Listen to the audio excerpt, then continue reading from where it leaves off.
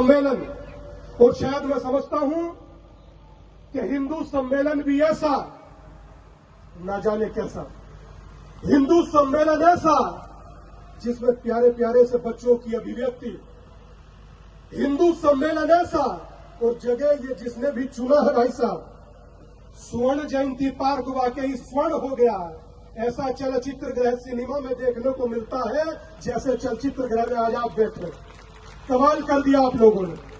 और एक बार मेरी प्रार्थना है, गजप्रस्थ के इंदिरापुरम में रहने वाले सभी सनातनी हिंदुओं से जो पीछे दूर खड़े हैं, एक बार ताली अपने लिए बजाइए। आपने कमाल कर दिया इंदिरापुरम वालों, कमाल कर दिया आपने। ये शायद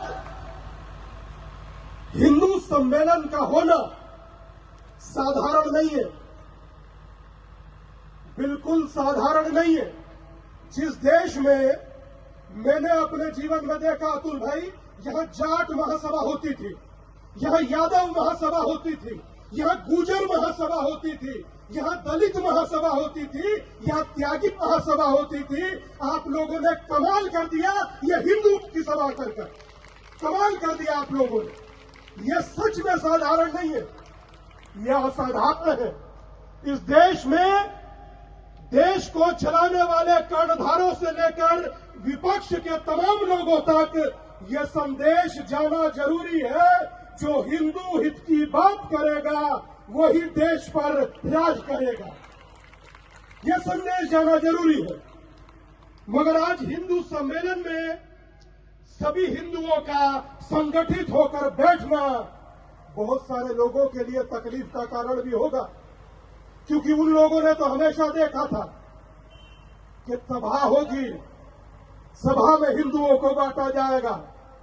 कुछ लोग अपनी बात करते हैं, पीडीए बताते हैं, मगर मैं जानना चाहता हूं,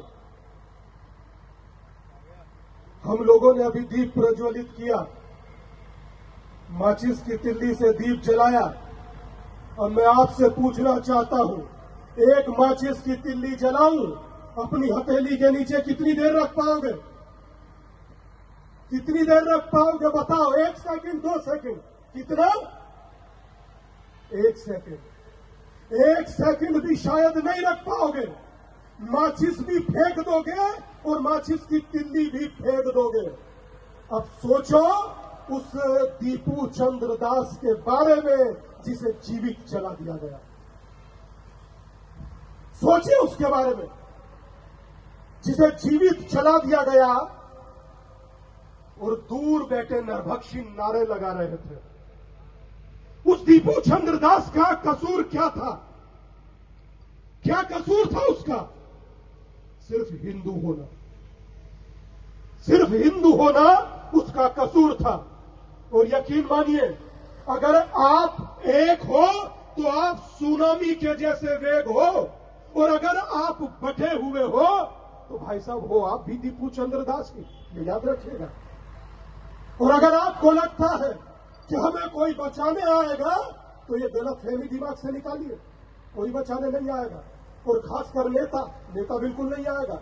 जिसने 2-4 हजार करोड़ कमा दिए, वो आपके इंदिरा गांधी टर्मिनल से विदेश का विमान लेगा, अपने बच्चों के साथ भागेगा।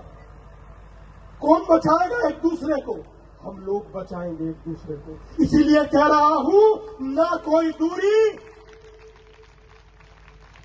जब हम लोग बचाएंगे एक दूसरे को, इसीलिए कह रहा हूं, ना कोई दूरी, ना कोई खाई, और हिंदू हिंदू, हिंदू हिंदू, कोई बचाने नहीं आएगा।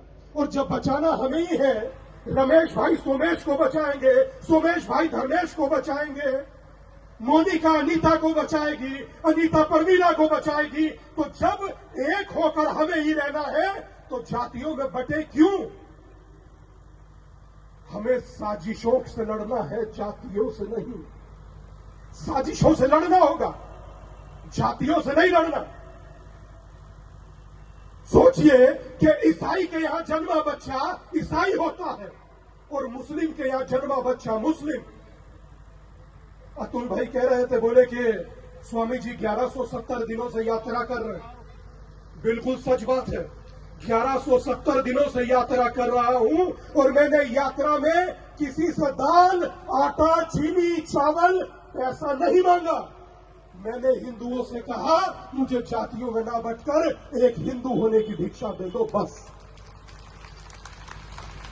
और यकीन मानिए, आप लोगों ने दिल खोलकर भिक्षा दिया, आप लोगों ने साथ दिया तो 1170 दिन की यात्रा हो गई। आप लोगों ने साथ दिया तो बहुत सारे लोगों ने मथुरा तक भी पैदल यात्रा की। आप लोगों ने साथ दिया, तब बिना आप लोगों के कुछ नहीं हूं और मैं किसी कल्पना में नहीं जीता। मैं हिंदू का दिया खाता हूं, हिंदू का दिया पहनता हूं, हिंदू की दी कार में चलता हूं, हिंदू का दिया वस्त्र ओढ़ रहा हूं, हिंदू के दिए मोबाइल पर बात करता हूं। मेरा फर्ज है मैं आप लोगों के लिए जीऊं और आपका फर्ज है कि मेरे साथ चट्टान की तरह खड़े हो जाइए, कंधे से कंधा मिलाकर। बस यही मेरी भिक्षा है। और एक भाई साहब पूछ रहे थे कि यात्रा कब रोकिएगा, यात्रा कब रोकोगे, 1170 दिन तो हो गया। तो मैंने उनसे कहा कि जब मुस्लिम के यहां जन्मा बच्चा मुस्लिम होता है, क्रिश्चियन के यहां जन्मा बच्चा ईसाई होता है, जिस दिन मेरे यहां जन्मा बच्चा जाट, यादव, त्यागी, गुजर, वर्मा, शर्मा नहीं होकर हिंदू पैदा होने लगेगा, उस दिन यात्रा बंद कर दूंगा, उस दिन नहीं करूंगा यात्रा। और आप लोगों ने बहुत प्यारे प्यारे बच्चों की अभिव्यक्तियां देखी, कितना प्यारा ये बच्चे अभिव्यक्ति कर रहे थे, ये देश है वीर जवानों का, गणेश की वंदना कर रहे थे। मेरा आप सबसे निवेदन है, मैं साधु हूं, भिक्षा मांगना मेरा अधिकार है। आपसे भी एक चीज मांगना चाहता हूं, मगर चिंतित मत होइएगा, पैसा नहीं मांगूंगा। एक चीज आप सबसे मांगना चाहता हूं। ए बेटा इधर आ, जरा मंच पर आना, आ जाओ, एक दो बच्चे आ जाओ, कोई भी एक बच्चा आ जाओ। मैंने कभी किसी से कुछ नहीं मांगा। आपको लगता है कि शायद कहीं ना कहीं हम लोगों के जाति आड़े आ जाती है। यकीन मानिए, एक इंग्लिश का शब्द है कास्ट। कास्ट शब्द बोलते हैं ना कि भाई साहब, हम लोग इंटेलेक्चुअल होते हैं तो पूछ लेते हैं क्या कास्ट है भाई साहब आपका, और अगर दूर देहात में रहते हैं, गांव में रहते हैं, तो वहां प्यार से पूछ लेते हैं कौन जात बा। मैं आपसे कहना चाहता हूं, एक इंग्लिश का शब्द है कास्ट। आप लोग तो गूगल चलाते हैं, मोबाइल हाथ में रखते हैं, इस पर आप सर्च कीजिएगा गूगल में। कास्ट शब्द भी भारत का शब्द नहीं है, पुर्तगीज भाषा का शब्द है कास्ट। और जिन हिंदुओं को तलवार से काट नहीं पाए, उन्हें जातियों में बांट दिया गया। मेरा आप सबसे निवेदन है, एक भिक्षा आपसे मांग रहा हूं, अपने लिए नहीं तो इन आने वाली पीढ़ियों के लिए हाथ फैलाकर कह रहा हूं, एक हो जाइए। इन बच्चों के लिए एक हो जाइए। इन बच्चों के लिए छोड़िए कौन ब्राह्मण है, कौन जाट है, कौन गुजर है। अगर जो आप बचे तो आपकी पीढ़ियां बचेंगी, आप रहे तो आपका अस्तित्व लेने वाला कोई रहेगा। यहां से कितनी दूर है उज्जैन? 800,000 किलोमीटर होगा। 800,000 किलोमीटर उज्जैन के अंदर एक हिंदू बच्चा बैठा हुआ था, पीछे से एक नरभक्षियों की भीड़ आती है और उस बच्चे को मार मार कर अधमरा कर देती है। और जब उस बच्चे के परिवार वाले प्रतिकार करते हैं तो उनके घरों को जलाया जाता है, उनकी कारों को जलाया जाता है, उनके घरों को तोड़ा जाता है, उनके घरों पर पत्थरों से पथराव किया जाता है। तो घर की महिलाएं बाहर आकर कहती हैं, अगर आप गुटों में बटकर रहना चाहते हो तो रहिए, ये लाठी डंडा हमें दीजिए, हम इनका मुकाबला करेंगे। सोचिए कि घर की महिलाएं अगर डंडा उठा ले तो हम लोगों के लिए कितनी ग्लानि की बात है, कितनी शर्म की बात है। इसीलिए आपसे कह रहा हूं, एकदम हाथ फैलाकर इन बच्चों के लिए एक हो, अपने आने वाली पीढ़ियों के लिए एक हो। आपका कोई नाम लेवा रहे, यकीन मानिए वहां एक विचारधारा मजहब की ऐसी है, वहां तो ना कभी मंडल मिश्र को डिस्काउंट मिला, ना डॉक्टर अंबेडकर को डिस्काउंट मिला, ना दीपू चंद्र दास को डिस्काउंट मिला, ना अमृत मंडल को डिस्काउंट मिला। ये लोग तो दलित थे। इससे आगे चलिए, ना राणा बैरागी को डिस्काउंट मिला, वो तो ठाकुर था। ना शाह चक्रवर्ती को डिस्काउंट मिला, वो तो ब्राह्मण था। वहां किसी को डिस्काउंट नहीं मिलता, ये याद रखिए। उसके बाद भी अगर जो हम जातियों में बंट गए, यकीन मानिए बहुत सारे लोग इंतजार कर रहे हैं, ये मकान मेरा है, ये दुकान मेरा है, ये वाहन मेरा है। इनके मंसूबे कामयाब मत होने दीजिएगा। और उसकी एक ही दवा है, और वो है हिंदू। उसकी एक ही दवा है, आपका संगठित होना। उसकी एक ही दवा है, आपका संकल्प लेना। आप यहां पर आए हैं और थोड़ी देर बाद आप यहां से प्रस्थान करेंगे, मगर यकीन मानिए यहां पर आप आए और यहां से प्रस्थान करें, ये यात्रा व्हाट्सएप पर डीपी लगाने की नहीं है। ये यात्रा 30 सेकंड की रील बनाने की नहीं है। ये यात्रा इंस्टा पर स्टोरी पोस्ट करने की नहीं है। ये यात्रा है, जब इस प्रांगण से आप बाहर निकले तो ये संकल्प निकले, संकल्प लेकर निकले कि यहां से बाहर जो निकल रहा है वो कट्टर हिंदू है, कट्टर हिंदू। और मेरा निवेदन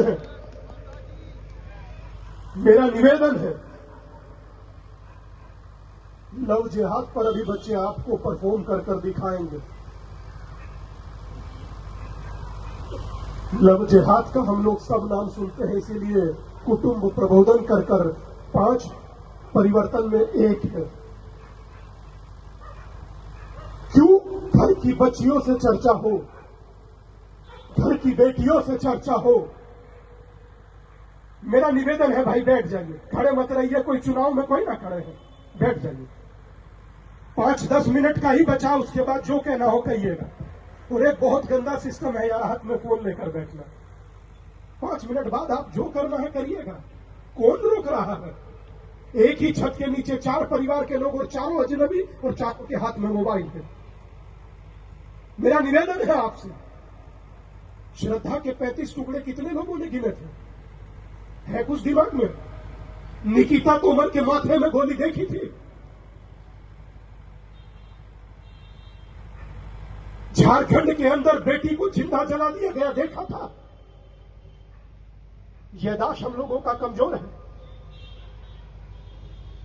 कमजोर मत रखिए। आगे आने वाला समय चुनौती भरा है। मैं आपसे अभी कह रहा हूं, किसी कोरे कागज पर लिख लीजिए, आगे का आने वाला समय चुनौती भरा है। और उस चुनौती भरे समय में एक ही ताकत काम करेगी, और उस ताकत का नाम है संघे शक्ति कलयुग। बस, इसके अतिरिक्त कुछ नहीं। एक ही ताकत काम करेगी, उसका नाम है हिंदू एकता। एक ही ताकत काम करेगी, उसका नाम है, अगर संगठित हिंदू है तो मजबूत भारत है। सोचिए, कश्मीर से भागकर तो यहां आए, यहां से भागकर कहां जाएंगे? किसी के पास 57 देश है, किसी के पास 100 देश है। हम लोगों के पास कितने देश हैं? कोई उत्तर है? एक देश है भाई साहब कह रहे हैं, और वो भी हिंदुस्तान।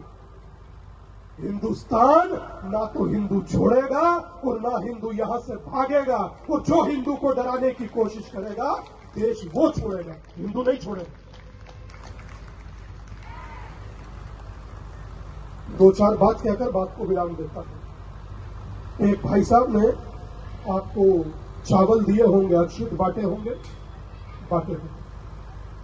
मैं चाहता हूं कि जहां आप बैठे हैं वहां खड़े हो जाइए। बहुत देर हो गया, बैठे बैठे थक भी गए होंगे। खड़े हो जाइए, जहां जहां बैठे हैं